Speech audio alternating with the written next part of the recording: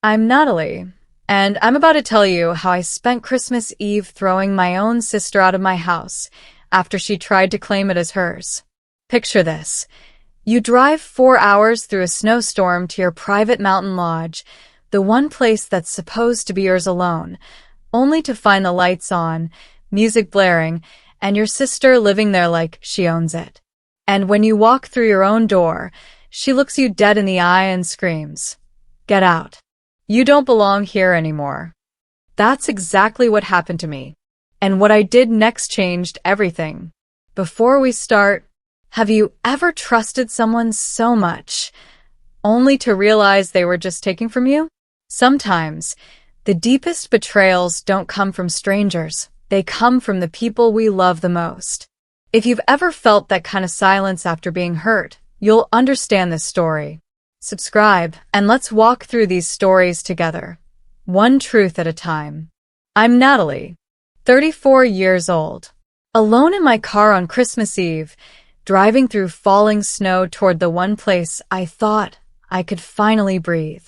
My mountain lodge sits 2 hours north of the city, tucked between pine trees and silence. I bought it 3 years ago with money I saved while everyone else in my family was spending theirs. It was supposed to be my sanctuary, the place where I could escape the constant demands, the guilt trips, the endless family obligations that drained me dry. After our parents died 5 years ago, I became the caretaker. Not by choice, by default. I was the responsible one. The one with the stable job, the savings account, the apartment that didn't smell like last week's takeout. So, naturally, I became the bank, the therapist, the backup plan. My younger sister, Charlotte? She took a different path.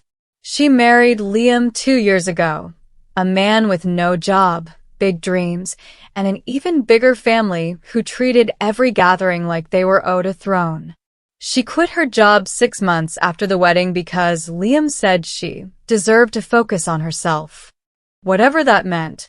And me? I kept writing the checks. Rent, car payments, groceries. I told myself it was temporary, that she'd find her footing. That family betrayal wasn't something that happened to people like us. But driving up that mountain road, I felt something shift inside me. For the first time in years, I wasn't going somewhere for someone else. I was going somewhere for me. No phone calls. No emergencies. Just snow, silence, and a weekend to remember what peace felt like. The road narrowed as I climbed higher. The snow fell heavier. My headlights cut through the white like a blade. And then I saw it. Lights. Golden. Warm. Flickering through the windows of my lodge. My stomach dropped. I slowed the car, squinting through the windshield. Maybe I'd left a lamp on. Maybe the caretaker I'd hired months ago had stopped by to check the pipes. But no. This wasn't the glow of a single forgotten bulb. This was life. I parked in the driveway, my hands shaking as I turned off the engine. The front windows glowed. I could hear music, faint but unmistakable. Laughter. Voices. Someone was inside my house. My first thought was burglars. My second thought was worse. Because as I stepped out of the car and crunched through the snow toward my own front door, I recognized one of the voices rising above the rest. Charlotte, my baby sister, the one I'd been supporting for 2 years. The one who knew I was coming here this weekend because I told her last month, hoping, stupidly, that maybe she'd understand I needed space. She was here, in my house, on my Christmas Eve. And she wasn't alone. I reached for the door handle. My key was still in my coat pocket, but I didn't need it. The door was unlocked. I pushed it open, and what I saw inside made my blood run cold. Charlotte sat in the center of my couch like a queen, surrounded by people I barely knew, living in my space like they'd been invited. But what happened when our eyes met? That's when I realized this wasn't just invasion of home. This was war. Warm air rushed out, carrying the smell of roasted meat, cinnamon, and something sharp. Wine, maybe whiskey. The music got louder. A crackling fire lit the living room in orange and gold. And there, sprawled across my furniture like they'd been there for weeks, were at least 8 people. Charlotte sat in the center of the couch, a glass of red wine in her hand, her head thrown back in laughter. Liam lounged beside her, one arm draped over her shoulder. Around them sat his parents, his 2 brothers, their wives, and a couple of kids running between the furniture. They looked so comfortable, so at home. No one noticed me at first. I stood there in the doorway, snowflakes melting on my shoulders, staring at the scene like I'd walked into the wrong life. And then Charlotte's eyes found mine. She froze. Her smile faded. For just a second, I thought I saw guilt flicker across her face. But then Liam noticed me too. He straightened up, his expression hardening. "Natalie," Charlotte said slowly, setting down her glass. Her voice was steady. Too steady. "What are you doing here?" I blinked. "What am I?" I couldn't finish the sentence. My brain couldn't process the question. What am I doing here? In my own house? "This is my lodge," I said quietly. "I own this place." Charlotte glanced at Liam. He stood up, crossing his arms. "We know that," he said, his tone clipped. "But you said you weren't using it this winter. So we figured." "You figured?" My voice cracked. "You broke into my house and threw a Christmas party because you figured I wouldn't mind?" Liam's jaw tightened. One of his brothers muttered something under his breath. His mother, a woman I'd met exactly twice, looked me up and down like I was a stain on her carpet. Charlotte stood up, wobbling slightly. She'd been drinking. A lot. "You're overreacting," she said, waving a hand dismissively. "We're family, Natalie. This is what family does. We share." The word hit me like a slap. Share. As if I hadn't been sharing everything for the past 5 years. As if my entire adult life hadn't been spent giving pieces of myself away until there was almost nothing left. I looked around the room. At the people who didn't know me. At the mess they'd made of my sanctuary. At the complete entitlement radiating from every corner. The dining table I'd restored myself was covered in dirty plates and half-empty bottles. My grandmother's quilt, the one I kept draped over the reading chair, was balled up on the floor, stained with something red. The kids were jumping on my couch, their shoes leaving muddy prints on the cushions. And in the corner, I spotted something that made my blood run even colder. Suitcases. At least 6 of them. Lined up against the wall like they were settling in for the long haul. "How long have you been here?" I asked. Charlotte finally met my eyes. Hers were glassy. Defensive. "A week," she mumbled. "A week. We were going to tell you." "When?" My voice rose despite myself. "After you'd redecorated the whole place? After you'd erased every trace of me from my own home." One of Liam's brothers, the younger one with the beard, stood up, puffing out his chest like he was about to get involved. "Hey, you need to calm down." "I need to calm down?" I laughed. It was a brittle, broken sound. "I need to calm down because I walked into my own house and found it invaded by people I barely know." "We're not invading anything," Liam said sharply. "Charlotte told us she had permission to be here. This is a misunderstanding." "There's no misunderstanding," I said, my voice dropping to something cold and final. "You broke in. You're trespassing. And I want you gone." Liam laughed. Actually laughed. "You can't kick us out on Christmas Eve," he said, shaking his head like I was a child throwing a tantrum. "Where are we supposed to go? It's snowing. The roads are terrible. We have kids here." Charlotte's eyes welled up with tears. But not the kind that meant remorse. The kind that meant she was about to make herself the victim. "You're being selfish, Natalie," she whispered. And that's when I saw it. Above the fireplace. The one spot where I'd hung a photo of our parents. It was gone. Replaced by a portrait of Liam's smiling family. What I did next, let's just say the nice sister died that night.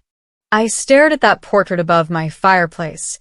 Liam's family grinning down at me like conquerors planting a flag, and something inside me went completely cold. Not hot. Not angry in the way you'd expect. Just cold. Like every emotion I'd been carrying for 5 years suddenly froze solid and shattered. "Where is it?" I asked quietly. Charlotte followed my gaze. She saw what I was looking at, and for the briefest moment, I thought I saw her flinch. "Where is what?" Liam asked, but his tone suggested he knew exactly what. "My parents' photograph. The one that was hanging there." Silence. "We moved it," Charlotte said finally, her voice small. It was depressing. "This is Christmas. We wanted something cheerful." Cheerful. They wanted something cheerful. So they'd taken down the last photograph ever taken of my parents, 2 months before the accident that killed them both, and replaced it with strangers. "Where is it?" I repeated, each word a blade. Charlotte wouldn't look at me. Liam shifted his weight uncomfortably. His mother cleared her throat. "It's probably in one of the closets, dear," she said, her voice dripping with condescension. "We didn't throw it away. We just redecorated." I walked past them, toward the storage closet near the kitchen. Found it in the back, face down, frame cracked. I pulled it out carefully. The glass was shattered, the frame destroyed, and across my mother's face, someone had scrawled 2 words in permanent marker. "Move on." My hands started shaking, not from sadness, from rage so pure and cold it felt like ice water in my veins. I turned around slowly, holding the destroyed photograph. "Who did this?" No one answered. I said, "Who did this?"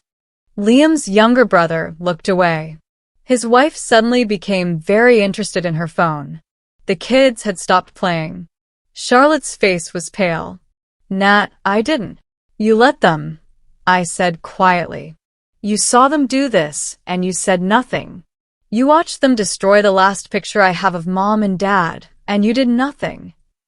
It was an accident. Accidents don't write words, Charlotte. This was deliberate. This was erasure. I set the broken frame down carefully on the coffee table, right in the middle, where everyone could see it. "Get out," I said. "Natalie." I said, "Get out. All of you. Now." Liam stepped forward, his face darkening. "You don't get to just." I pulled out my phone. 911. I said clearly. "Should I dial? Or are you leaving on your own?" Charlotte grabbed Liam's arm, whispering frantically in his ear. "She's bluffing," he muttered, but his eyes betrayed uncertainty. "Try me," I said. My finger hovered over the screen. "I have the deed to this property. I have documentation proving ownership. And I have a house full of trespassers who destroyed my personal property. Want to see how that plays out with the police?" Liam's mother stood up, her face twisted with indignation. "This is outrageous." "Charlotte, call the police. Tell them this woman is harassing us." I almost smiled. "Please do. I'll wait." Charlotte pulled out her phone with shaking hands. And she actually dialed. I watched her choose Liam's version of reality over the truth. Watched her try to weaponize the police against me. In my own home. And I realized something. This wasn't just about the lodge anymore. This was about proving, once and for all, who was telling the truth. When the officers arrived 30 minutes later, everything changed. Because I had something Charlotte didn't. Proof of ownership. And what happened next didn't just embarrass her. It destroyed everything she thought she knew. The 2 officers stood in my living room, snow still melting on their uniforms, looking between me and Charlotte like they were trying to figure out which reality was real. "Ma'am," the older officer said, turning to Charlotte, "you called and said you were being illegally evicted from this property." Charlotte nodded, tears streaming down her face. "Yes. "This is my sister. She's not well." She's been unstable lately. I've been staying here with my family, and she just showed up and started screaming at us to leave. On Christmas Eve." The younger officer looked at me. "Is that accurate?" "No," I said calmly. "I own this property. I have documentation. They broke in without my permission and have been living here for a week." Liam stepped forward. "That's not true. Charlotte has permission to be here. We have a lease agreement." My stomach dropped. "A lease agreement?" He pulled a folded paper from his back pocket and handed it to the officer. I watched the officer unfold it, scan it, his expression neutral. Then he looked at me. "Ms. Morrison, this document shows a rental agreement between you and Charlotte Sterling for this property. It's signed by both parties. Can you explain this?" I felt the room tilt slightly. They'd forged my signature. "That's fake," I said, my voice steady despite the panic rising in my chest. "I never signed that. I never agreed to rent this property to anyone." "It has your signature," the officer said carefully. "It's forged. I can prove it." I pulled out my phone with hands that only shook slightly. Opened my files. Found what I needed. "This is the deed to the property," I said, showing him the screen. "Purchased 3 years ago. Solely in my name. Here are the mortgage documents, the tax records, the insurance policy, everything showing that I am the only owner of this property." The officer studied my phone carefully, then looked at the fake lease again. "The lease says $1 for 6 months, he noted. "That's unusual." "It's fake," I repeated. "Check the signature. Compare it to my driver's license. It's not even close." The officer did exactly that. And his expression changed. He looked at Liam, then at Charlotte. "Ms. Sterling, did you create this document?" Charlotte's face went white. "No, Liam said. "I didn't create anything," Liam cut in quickly. "Charlotte showed it to me. She said her sister had agreed." "Stop lying," I said, my voice cutting through his words like a knife. "You forged this lease to try to establish tenancy, to steal my property out from under me." The room went silent. The officer folded the fake lease carefully and put it in his pocket. "Ms. Sterling, Mr. Sterling, I'm going to need you both to come down to the station. We need to ask you some questions about this document." Charlotte's face crumpled. "No, please, I didn't." "We're not arresting anyone tonight," the older officer said, his voice gentle but firm. "But this is potentially fraud. We need to document everything." He turned to me. "Ms. Morrison, it's clear you're the property owner. Do you want these people removed from the premises?" I looked at Charlotte, at my baby sister, who I'd raised after our parents died, who I'd supported for 5 years, who I'd loved more than anyone, and who had just tried to steal my home. "Yes," I said quietly. "I want them gone." It took an hour for them to pack. An hour of Liam's mother muttering about ungrateful children and his brothers shooting me dark looks. An hour of Charlotte crying silently while she stuffed clothes into suitcases. An hour of me standing by the door, watching, feeling absolutely nothing.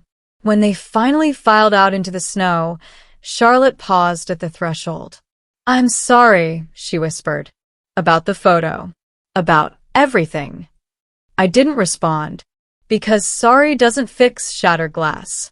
Sorry doesn't erase permanent marker from my mother's face. Sorry doesn't undo family betrayal.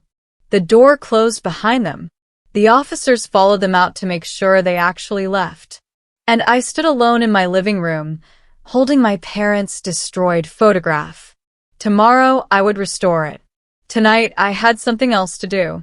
Something that would make sure Charlotte understood that this wasn't just about the lodge. This was about every single thing I'd given her for 5 years. And I was about to take it all back. One tap at a time. I didn't sleep that night. Instead, I sat on my couch, my laptop open, surrounded by 5 years of financial records. Bank statements. Transfer confirmations. Text messages where Charlotte had promised to pay me back as soon as things got better. Things had never gotten better because she'd never tried to make them better. I started making a list. Every rent payment, every car payment, every credit card I'd paid off, every emergency that somehow always required exactly the amount I had in my savings. The numbers climbed higher and higher. By 3 a.m., I'd reached $62,000. $62,000 in 5 years. That was a down payment on a house. That was a year of not worrying about money. That was freedom I'd traded for the illusion of being a good sister. I looked at the fake lease agreement the police had photographed before they left. At Charlotte's signature next to the forged version of mine. She'd known. Maybe she hadn't created the document herself, but she'd signed it. She'd participated in the plan to establish residency in my home. To take the one thing I had that was truly mine. And I was done. I opened my banking app and navigated to the recurring transfers section. 3 automatic payments, all scheduled for the first of each month. Rent, $1,500 car payment, $412 credit card minimum, $200. I clicked on the first one. Hit cancel. Are you sure you want to cancel this recurring transfer? I hesitated for maybe half a second. Then clicked yes. 1 down. I canceled the car payment next. Then the credit card. 3 taps. 3 canceled payments. Years of support ended in less than a minute. But I wasn't finished. I pulled up the car loan website where I'd co-signed for Charlotte's Honda Civic.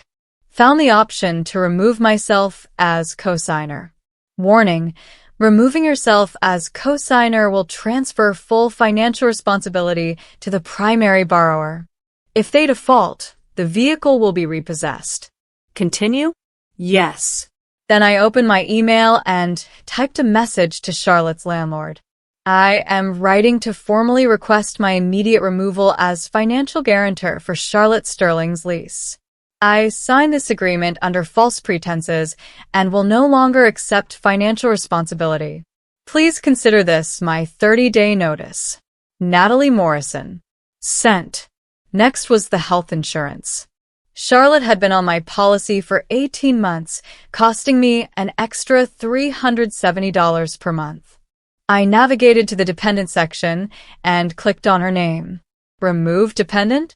Warning, removal will be effective at the end of the current coverage period, December 31st. My finger hovered over the confirm button. This was different. This was healthcare. What if something happened?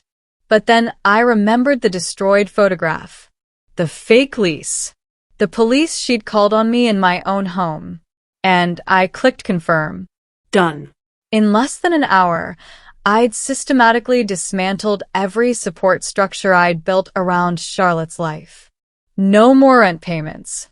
No more car payments. No more insurance. No more safety net. Just nothing. Cold empowerment doesn't have to be loud. Sometimes it's just a series of quiet clicks in the middle of the night. My phone started buzzing almost immediately. Text after text from Charlotte. Did you really cancel the car payment? Natalie, I need that car for work. Please don't do this. I'm sorry about everything. Please just talk to me. I read each one. Didn't respond to any of them. Then she called. 10 times in 5 minutes. I didn't answer because I'd spent 5 years answering every call, every text, every crisis. And look where it got me. But the calls kept coming. Not just from Charlotte. From Liam. From his mother. from numbers I didn't recognize. And then, at 6 a.m. on Christmas morning, my phone rang with a number that made my stomach drop. It was the police station. Charlotte had filed a report. She was claiming I'd threatened her, that I'd locked her out of her home, that I was harassing her family. The lies just kept coming. But what she didn't know was that I'd been documenting everything. Every text, every voicemail, every forged document. And I was about to show the world exactly who Charlotte Sterling really was. Truth Revealed has a way of destroying carefully constructed lies. I drove to the police station at 8 a.m. on Christmas morning. The same officers from last night were there, looking tired and annoyed at having to work the holiday. Ms. Morrison, the older officer, his name tag said Deputy Martinez, greeted me. Ms. Sterling filed a complaint this morning. She's claiming harassment and financial abuse. Says you've cut off her access to funds she depends on for survival. I almost laughed. Financial abuse? I've been supporting her for 5 years. Every payment I canceled last night was money I was giving her. Money she never earned. Never paid back. Just took. I pulled out my phone. I have documentation of every transfer, every payment, every promise to pay me back that never materialized. $62,000 over 5 years, Deputy. That's not abuse. That's charity. And I'm allowed to stop giving charity whenever I want. Deputy Martinez looked at my screen, scrolling through the evidence. These are significant amounts, he said quietly. Yes, They are. And now they're going to stop. Ms. Sterling says you're doing this as retaliation, because she borrowed your vacation home. Borrowed? My voice went sharp. she broke in. She forged a lease. She destroyed my parents' photograph. That's not borrowing. That's invasion of home. That's theft. That's vandalism. The deputy nodded slowly. For what it's worth, Ms. Morrison, I believe you. The fake lease was pretty clearly forged. We're pursuing charges for that. But I need to ask, are you planning to take any further action against your sister? I thought about the email I'd almost sent to Liam's mother, the one revealing his history, His lies. his pattern of targeting vulnerable women. I deleted it, not because I was being kind, but because Charlotte needed to figure that out herself. No, I said. I just want to be left alone. Understood. We'll document everything. If she continues to contact you or make false claims, that could be considered harassment on her part. I left the station feeling something I hadn't felt in years. Self-worth. Not because I'd won some battle, but because I'd finally stopped fighting a war I was never supposed to be in. 3 days later, I got a text from an unknown number. This is Jennifer, Liam's mother. I need to talk to you about my son. I stared at that message for a long time. Then I called her. Ms. Morrison, she answered immediately. Thank you for calling. I need to apologize. And I need to ask you some questions. About what? About Liam. About the money. About everything. She paused, and I could hear her breathing, like she was gathering courage. After you kicked us out, things started falling apart. The car got repossessed. The apartment sent an eviction notice. Charlotte told me it was because you cut her off. But then I started asking questions. About where the money had been coming from. About Liam's job. About everything. And I discovered my son has been lying. About everything. The consulting business doesn't exist. The clients are fiction. He's been living off your money, off Charlotte, for 2 years. I closed my eyes. I know. You knew. I suspected. I had it confirmed a few months ago. I didn't tell Charlotte because she wouldn't have believed me. She needed to see it herself. Jennifer was quiet for a long moment. She's seeing it now. The police found evidence of him doing this to other women. There's an investigation. Charlotte filed for a restraining order yesterday. My heart stopped. Is she safe? She's staying with us. Liam's gone. We don't know where. But Charlotte is. She's broken, Ms. Morrison. She's realizing what he was, what she enabled, what she destroyed to protect him. I'm sorry. I said and meant it. Don't be. You tried to save her. For 5 years you tried. She just wasn't ready to be saved. We talked for another 20 minutes.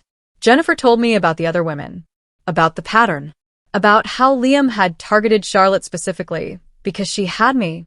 I'd been the real target all along. Charlotte had just been the weapon. After I hung up, I walked out onto my porch and looked at the mountains. Snow was falling again. Soft. Gentle. Covering everything in white.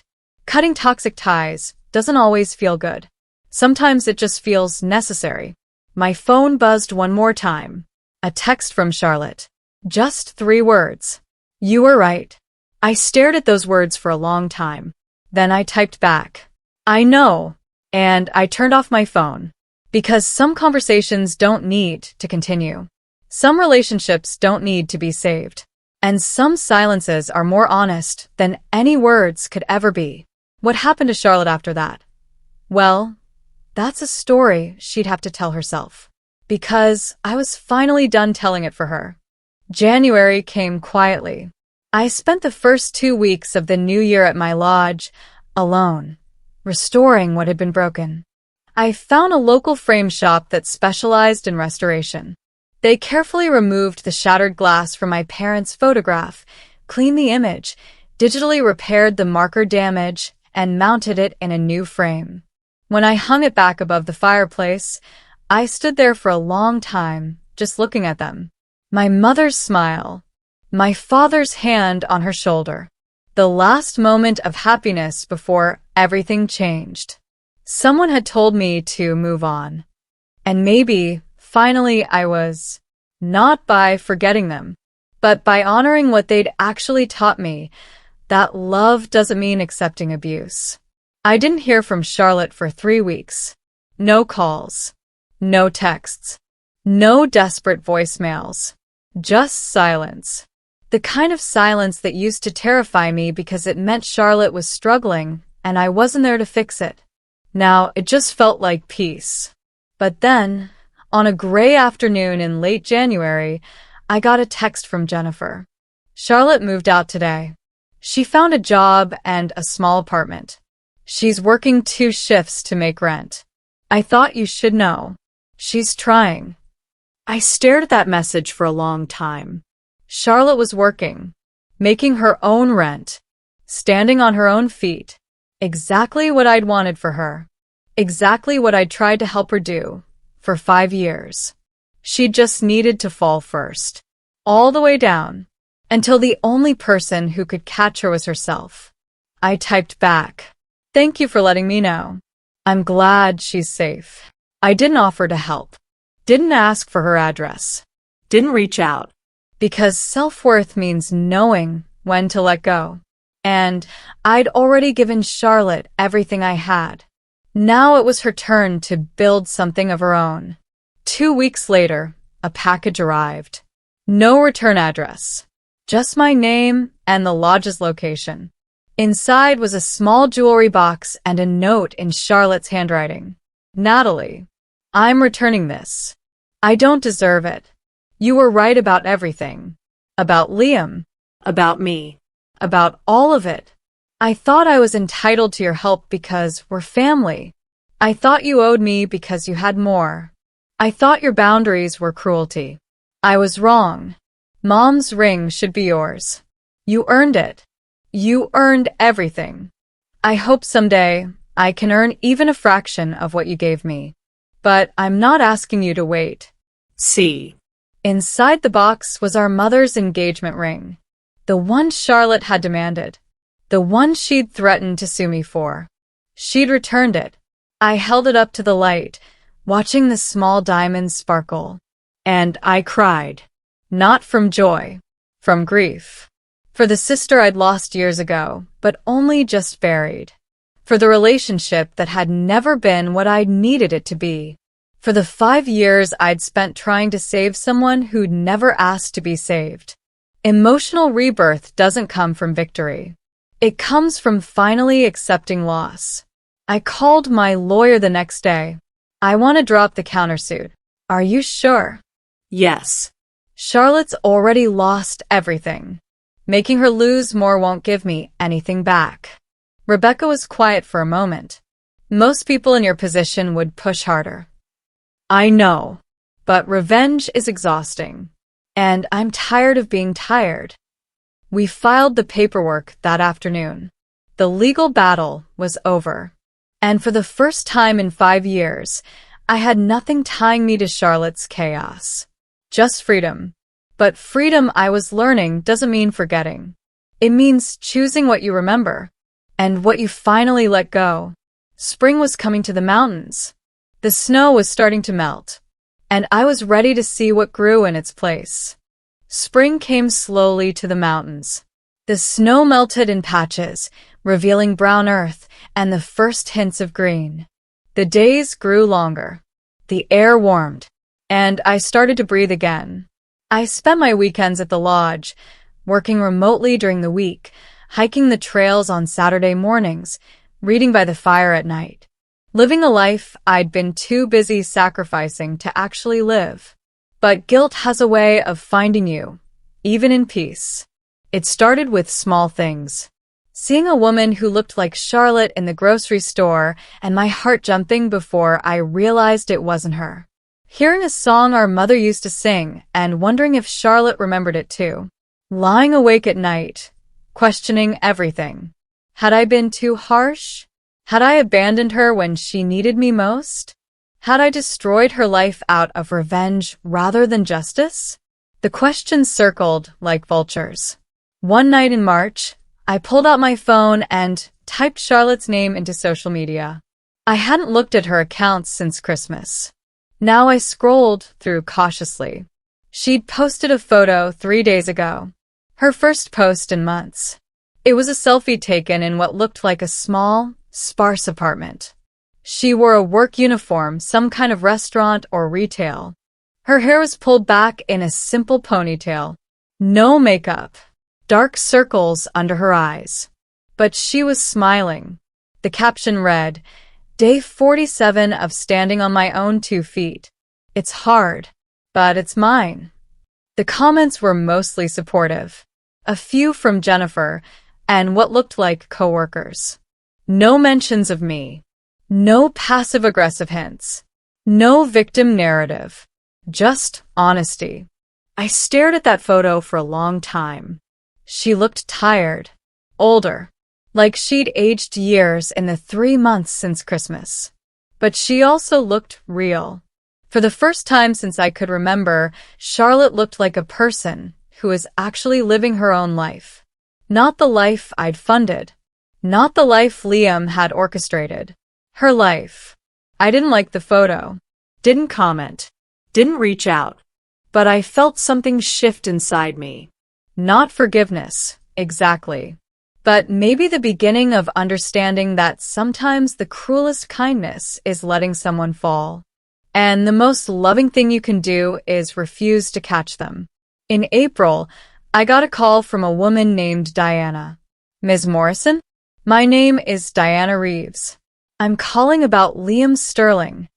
My stomach dropped. What about him? I was one of his victims. 6 years ago. I've been tracking his pattern, trying to warn others. When I saw the court records about your sister's restraining order, I wanted to reach out. She told me her story. How she'd met Liam. How he'd drained her finances.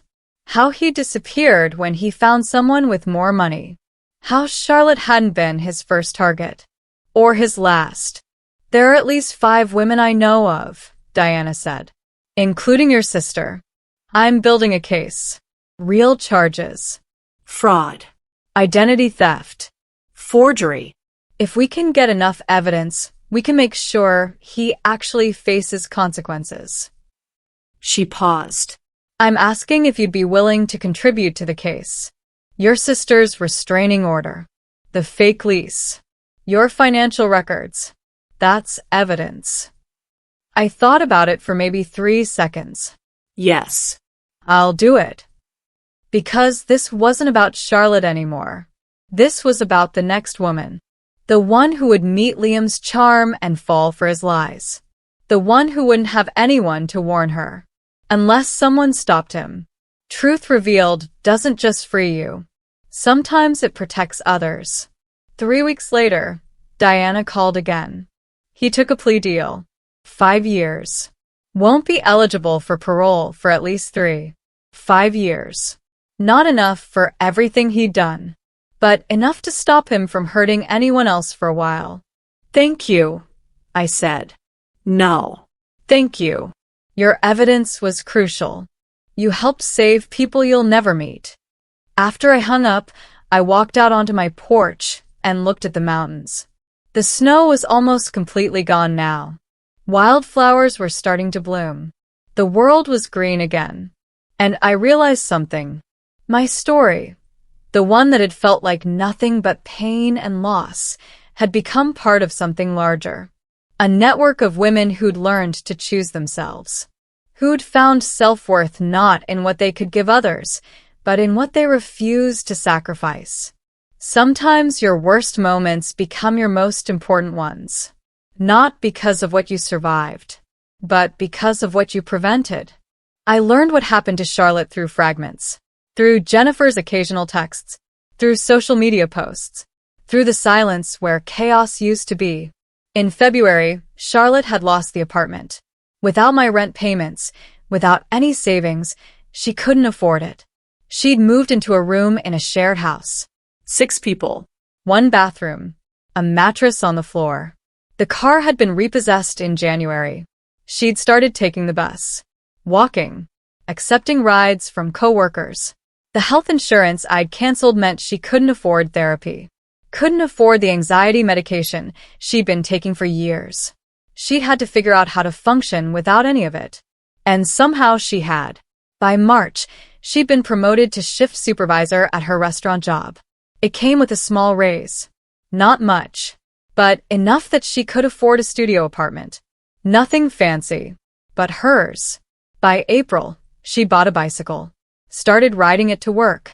Posted a photo of herself, sweaty and exhausted, with the caption, Mile 5.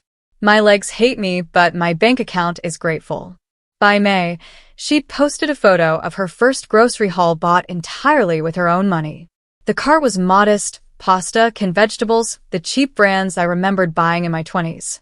But her smile was genuine. Every single item paid for with money I earned. It's not much, but it's mine. Jennifer texted me that month. She's different now. Quieter. More thoughtful. She doesn't make excuses anymore. Just works. It's like watching someone grow up 10 years in 5 months. I didn't respond. Just read it and felt that complicated mix of emotions I couldn't name. Pride? Relief? Sadness? All of it. None of it. In June, Charlotte posted something that made me stop scrolling. A photo of her sitting on a thrift store couch in her tiny studio, a book in her lap. The caption was longer than usual. 6 months ago, I lost everything. My marriage. My home. My car. My sister. I blamed everyone but myself. Today I realized I didn't lose anything. I just stopped taking what wasn't mine. And for the first time in my adult life, I'm building something real. It's small. It's hard. But it's honest. And that's worth more than everything I lost. I read it 3 times. Then I closed the app and sat with the weight of those words. Charlotte had finally learned what I'd been trying to teach her for 5 years. Not through my help. Through its absence. Cutting toxic ties isn't about punishing someone. It's about giving them space to become who they need to be. Even if that person emerges broken and exhausted and years behind where they should be. In July, Jennifer called. Not texted. Called. He's out, she said without preamble. My blood went cold. What? The plea deal was 5 years. Not Liam. He's still locked up. I'm talking about his brother, Marcus. He got out of jail last week. Drug charges. And he's been asking about Charlotte. About you. Why me? Because he blames you for Liam's arrest. Says you destroyed their family. He's been making threats. Vague ones, but enough that I'm worried. I felt that old familiar fear creep up my spine. Has Charlotte filed a police report? Yes. They told her there's nothing they can do unless he actually does something. But Natalie, I'm scared. These men, when they lose everything, they don't think straight. I thanked her and hung up. Then I called my lawyer. Within 48 hours, I had a restraining order filed against Marcus, security cameras installed at the lodge, and a plan to stay elsewhere for a few weeks. But Marcus never showed. Instead, 3 days after Jennifer's call, I got a text from an unknown number. You think you won. You didn't. You just made everything worse. For everyone. I forwarded it to the police, added it to the file, and I refused to let fear control me the way guilt had for so long. Because that's what men like Liam and Marcus counted on. They counted on women being too afraid to draw boundaries, too guilty to enforce them, too exhausted to fight back. But I was done being that woman. In August, Jennifer texted one more time. Marcus was arrested yesterday. Parole violation. He'll be gone for a while. You and Charlotte are safe. I read it sitting on my porch, watching the summer sun set over the mountains. Safe. What a strange word. I'd spent 5 years trying to keep Charlotte safe from poverty, from consequences, from the reality of her choices. And all I'd done was make her dependent, vulnerable, unable to protect herself. Now she was working 2 jobs, riding a bicycle, living in a studio apartment with thrift store furniture. And she was safer than she'd ever been under my protection. Because she'd finally learned to protect herself. Freedom through silence isn't about cutting someone off cruelly. It's about trusting them to find their own way. Even when that way is hard. Even when you're not there to watch. Even when you'll never know if they truly make it. And somehow that has to be enough. September brought the first hints of autumn. The leaves started turning gold and red. The air grew crisp. The mountains prepared for another winter. And I prepared for what came next. I'd spent 9 months alone. 9 months rebuilding myself. 9 months learning that solitude wasn't loneliness, it was choice. On a cool morning in late September, I was sitting on my porch when I heard a car coming up the road. My heart didn't jump anymore. Didn't panic. I just watched. A small sedan I didn't recognize parked at the bottom of my driveway. And Charlotte got out. She looked different. Thinner. Her hair was shorter, pulled back in a practical ponytail. She wore jeans and a simple jacket, nothing expensive, nothing borrowed. She stood by her car for a long moment, looking up at the lodge like she was gathering courage. Then she started walking up the driveway. I stayed seated. Didn't stand. Didn't wave. Just watched her come. When she reached the bottom of the porch steps, she stopped. Hi, she said softly. Hi. We looked at each other across the distance. Not just the physical space between the steps and the chair, but the 9 months and 5 years and lifetime of complicated history. I'm not here to ask for anything, Charlotte said quickly. I wanted to see you, to tell you something in person. Okay. She took a breath. I'm 1 year sober. From depending on others. From making excuses. From blaming everyone but myself. Her voice shook slightly. I have my own apartment. My own job. My own life. It's small. It's hard. But it's mine. And I wanted you to know you were right. About everything. I didn't respond immediately. Just let her words settle in the autumn air. I'm glad you're okay, I said finally. I'm glad you're working. I'm glad you're safe. Charlotte nodded, tears starting to form. I know I don't deserve your forgiveness. I know I destroyed what we had. I know. Charlotte, I interrupted gently. Stop. She looked at me, confused. I'm not here to tell you you're forgiven. Or that we're okay. Or that we can go back to how things were. Her face fell. But I continued. I'm also not here to punish you anymore. You've punished yourself enough. You've learned what you needed to learn. And you're building something real. That's all I ever wanted for you. So, what does this mean? She asked, her voice small. I thought about it for a long moment. It means maybe someday, maybe next year, maybe in 5 years, we can try again. Try to build something new. Not the relationship we had. That's dead. But maybe something different. Something honest. How long? She whispered. How long until? I don't know, I said truthfully. Maybe never.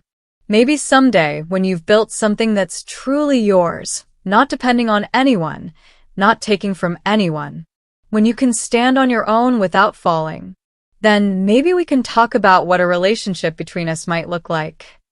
Charlotte wiped her eyes. That's fair. That's more than fair. We sat in silence for a moment. Then she said, Can I ask you something? Yes. Do you hate me? I looked at her. Really looked at her. This woman who'd been my baby sister. Who I'd raised after our parents died. Who I'd sacrificed everything for. Who'd broken me and taught me and forced me to finally choose myself. No, I said quietly.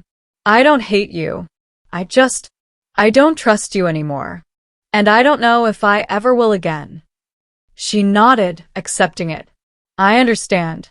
I wouldn't trust me either. She turned to leave, then paused. Thank you. For everything you gave me. Even though I didn't deserve it. Even though I wasted it. Thank you. You're welcome. She walked back down the driveway, got in her car, and drove away. I watched her taillights disappear around the curve. And I felt peace. Not closure, exactly. But something better. Acceptance. It was March again. A full year since everything had changed. I was sitting by the fireplace, looking at my parents' restored photograph, when my phone buzzed. A text from Charlotte. The first one in 6 months. I got promoted to assistant manager today. It comes with benefits and a raise. For the first time since I was 22, I can afford my own health insurance. I thought you'd want to know. I smiled. Typed back. I'm proud of you. 3 words. Simple. True. She replied immediately. Maybe next year we can try coffee? I looked at those words for a long time. Next year. Not today. Not tomorrow. Next year. When she'd had 2 full years of standing on her own. When the foundation was solid. When coffee wouldn't feel like the beginning of dependence, but the continuation of independence. I typed. Maybe. Let's see where we both are. Not a promise. Not a commitment. Just a possibility. Because emotional rebirth doesn't happen all at once. It happens in small moments. In boundaries held. In peace chosen. In silence that finally feels like freedom. 2 years after that Christmas Eve, I was invited to a wedding. Diana, the woman who'd helped build the case against Liam, was marrying someone she'd met in a support group for victims of financial abuse. The invitation included a note. You helped me believe I deserved better. Thank you for showing me what boundaries look like. I went to the wedding, danced at the reception, met 3 other women who'd been victimized by Liam and who'd found their way back to themselves. And I realized that my story, the one that had felt like nothing but pain and loss, had become part of something larger. A network of women who'd learned to choose themselves. Who understood that self-worth comes from what you refuse to sacrifice, not what you give away. On the drive home, my phone buzzed. A text from Charlotte. 2 years today. 2 years of paying my own bills. 2 years of standing alone. I'm ready for that coffee if you are. I pulled over at a lookout point and watched the sunset. Thought about everything we'd been. Everything we'd lost. Everything we might become. And I typed back. Next month. There's a cafe in town. Neutral ground. 1 hour. Her response came quickly. I'll be there. I put my phone away and drove toward my lodge. Toward my sanctuary. Toward the life I'd almost lost by giving too much of it away. The snow would come again soon. The cycle would continue. But this time, I'd be ready. Not because I'd won some battle, but because I'd finally learned the difference between loving someone and losing yourself, between helping and enabling, between family and family betrayal, and most importantly, between silence that punishes and silence that sets you free. I pulled into my driveway as the last light faded from the sky. My lodge stood waiting. Warm. Safe. Mine. I walked through the door and locked it behind me, not to keep the world out, but to keep myself whole. And for the first time in 5 years, that felt like enough.